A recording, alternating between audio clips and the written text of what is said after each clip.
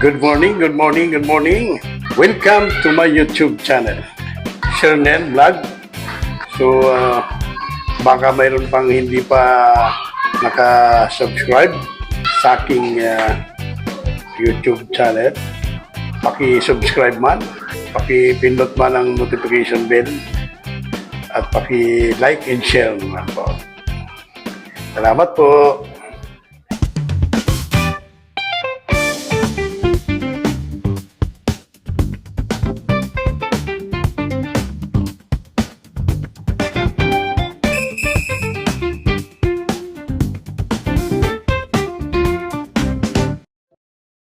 So, ang topic natin ngayon, aking ipapakita sa inyo ang napakaswerteng halaman dito mismo sa harapan ng aking bahay, aking tubigan.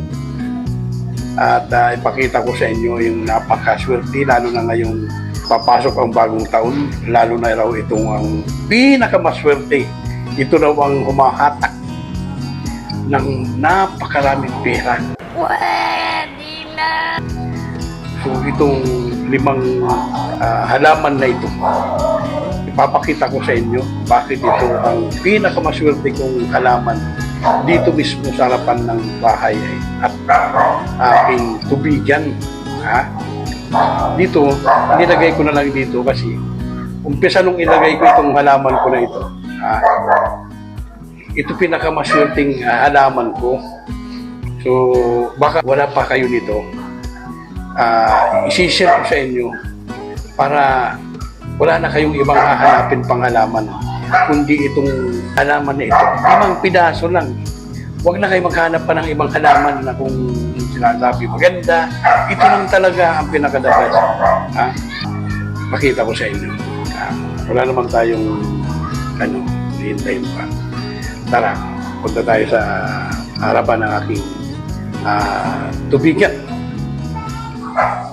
So, ayan na nga po. Palabas na tayo dito sa may ating tubigan. Maingay itong mga aking kapitbahay na aso. Ang number 1 natin po, ang lipstick plant po. Nandito na. Ayan o. So, ayan po. Pinakamagandang halaman ito sa buong mundo. Wow naman! Tingnan nyo po lipstick plant po yan. Napakaganda niyan po. Harapan lang ng tubigan ko. Ito pa po pinakadabis po yan. Tapos po, ang pangalawa po natin ay ang fortune plant po. Ayun kaganda. Nandyan lang po yan sa harapan natin. Tumataas na po. Dati po, ang liit-liit yan. Ngayon po, ang taas na. Ayan po.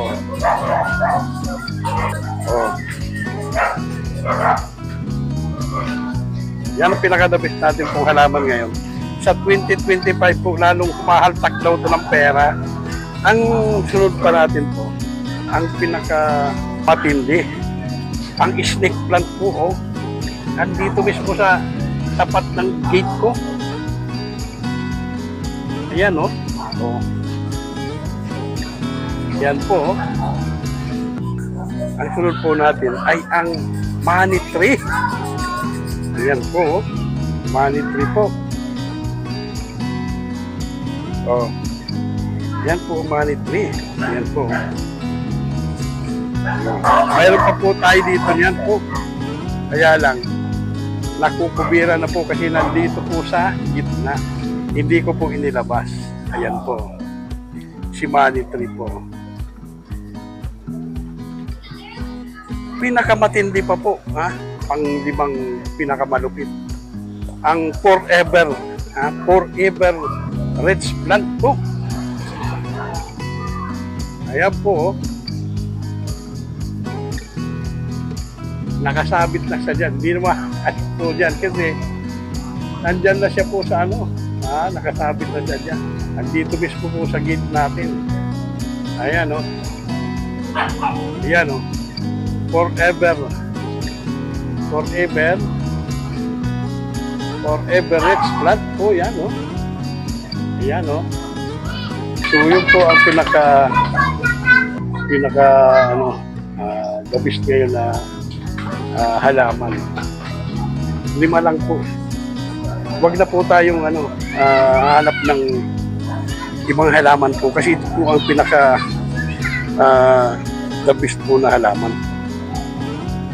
Lalo na po itong lipstick palm. Ang ganda.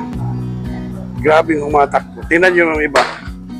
Ito lang po ang ano, habang tumataas ito po, lalo kang hahatak ng pera.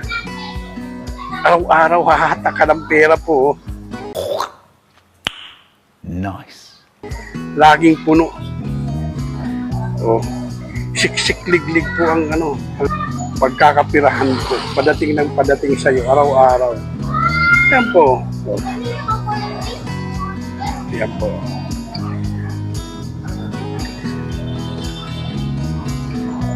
Yan po.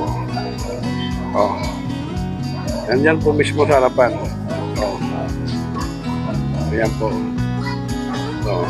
Andito siya. Nandiyan po yan mga yan. Pisang ilalagay ko yan po dyan. Yan na po ang nagbigay sa akin ng kasaganaan. Yan po. Oh. Yan ang tubigan natin. Yan po. Oh. Po. Nilisan natin kanina para maliwanag, tingnan. Maganda. Yan ating ayan po ang ating residences. Ayan po. Ayan.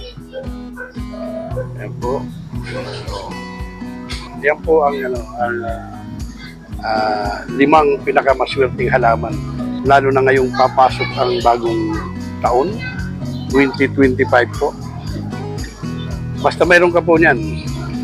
O, yan lang po ang halaman ko. Doon po sa taas po, yun o.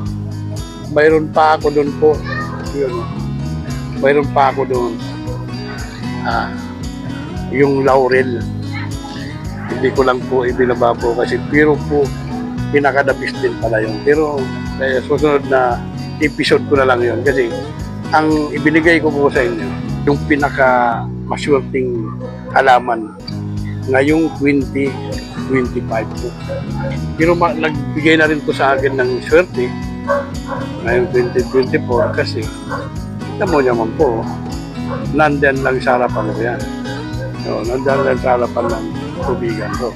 Araw-araw yan po. Nagbibigay ng biyaya. Kumahaltak ng pera. Yan. Meron pa ako dyan photos plant po. Yan po. Meron pang photos plant po. Nakasabit lang sila. Kasi dito po sa ating lugar, sa Manila, medyo lang po ang ang lupa natin kaya hindi tayo pero pag nakauwi ako ng Bicol, dadalhin ko po ang mga suhi nitong palm tree kasi malaki-laki ang natin doon, lote-lote. Doon natin to pararamihin kasi ito pala po talaga ang pinaka-the best na halaman, itong plastic plant na ito. Yan, tingnan yung kulay ng po. Tingnan yung kulay ng niya, katawan niya. Mula talaga po, no? Tingnan po. Ito po ang problema. Nabubundol mismo minsan ng motor, kaya yan. Isisiminto ko siya dyan po. Pati po yung isa na yan, isisiminto ko sila para di sila mabuwal. Yan po. Tingnan nyo po. Ganda ng halaman ko. Ganda ng halaman ko po. Ito, ganda ng halaman. Yan. Diba?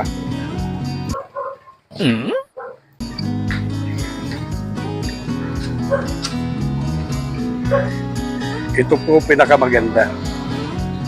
Ito. Ito po, kompleto ito. Kaya ito. Oh. Wala na akong hanapin pa pong halaman. Okay? Alright? So, mga kababayan, mga OFW na gustong maghalaman ng maswerte, maganda sa bahay, kahit saan mo ilagay, maayos tingnan, kahit saan mo sa pangalan pa lang talagang maramdaman mo na magandang alagaan. Yung mga halaman na yan. Okay? So, kaya mga kababayan yung mga taga Bicol na malalaki ang area. Maganda ito. Na halaman na ito. Kikita kayo dito eh. Diyan, kasi ang dami niyang suhi. Ayan, dami niyang suhi. Parang saging na namumuli, namutik-tik ng mga suhi niya. So, yung laurel, pinadala ko na yung iba sa Bicol. Kasi doon, mas maganda doon, itanim na mismo sa lupa. Dito kasi nasa paso pa siya eh. Meron ako ditong tinira isa. Mahirap ang tumaas. Pero puro lang siya sanga. Mas maganda sa Bicol, sa lupa namin doon. Kasi tataas man siya ng mga kahit mga ang taas na mga 11 feet, 10 feet. Maayos ng marami ng sangang lalabas. Makita nyo, hindi ako mag-video.